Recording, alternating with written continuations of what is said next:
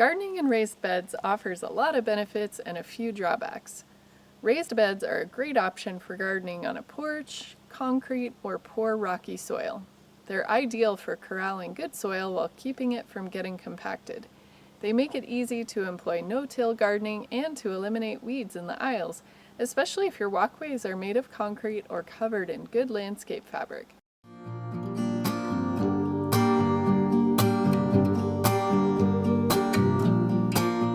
Hi, I'm Heidi Rader here in the Alaska Garden.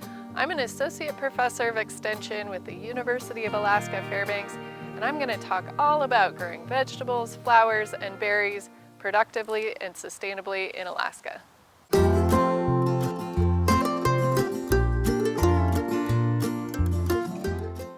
For those with limited mobility, raised beds might make gardening possible. For others, it might just prevent a sore back. Another bonus for Alaska is that they thaw out more quickly in the spring and get hotter during the summer. It's easy to cover raised beds with a simple hoop house to extend the growing season further and heat up the beds even more. If your garden is unfenced, the plastic cover might even deter moose and birds from eating your garden, although no guarantees there. The downsides of raised beds are that they can be a little pricey to build. If you're an all-star recycler and creative, you can make raised beds out of all kinds of materials as long as they are not toxic and have never held toxins. If you don't manage weeds and diseases in your beds, it can be cumbersome and expensive to replace the soil or deal with the weeds. Raised beds also require more attention to watering than gardening in the ground. Drip irrigation or a flow-through planter can help you meet the higher water needs of raised beds. To maintain productivity, you'll need to fertilize and add compost each year. It's also important to keep an eye on diseases or pests in your beds. Prevention and early detection are usually the best way to stop diseases from taking over. Before you build your beds, you should ask yourself these questions. What and how much do you want to grow?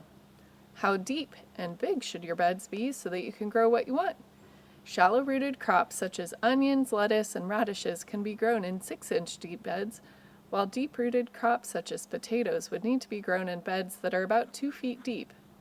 Try to make the beds no wider than 4 feet so you can easily access the middle of the bed to plant, weed, and harvest. What building material do you have available or plan to purchase? Make sure that the materials are not toxic. Where will you locate your beds to ensure they get 6 to 8 hours of full sun a day? How will you ensure there is adequate drainage in the beds while preventing weeds or tree roots from growing up through the beds? After you answer these basic questions, the designs for raised beds and planters are limitless. Check the links in the description of the video for design ideas. Be sure to fill your raised beds with good soil. A combination of compost, peat, and garden loam will work well. Whatever soil you use, be sure that it is weed, disease, and rock-free. When planting, give plants enough space, but not more than they need. The square-foot gardening method is a good tool for laying out your raised beds for maximum productivity. If you give plants too much space, chances are weeds will grow and the soil will also dry out faster. If a plant bolts or is unproductive or diseased, remove it as soon as possible and plant something to take its place. This will maximize your bed's productivity while minimizing any space for weeds to grow. Some people have large raised bed gardens while others may have just a couple of raised beds. If you have a small amount of space, you'll want to grow things like lettuce, greens, and herbs that you can harvest throughout the summer rather than vegetables like potatoes and Brussels sprouts, for example, that are only ready to eat at the end of the summer. With the proper care, raised beds are a great way to grow a productive garden just about anywhere in Alaska.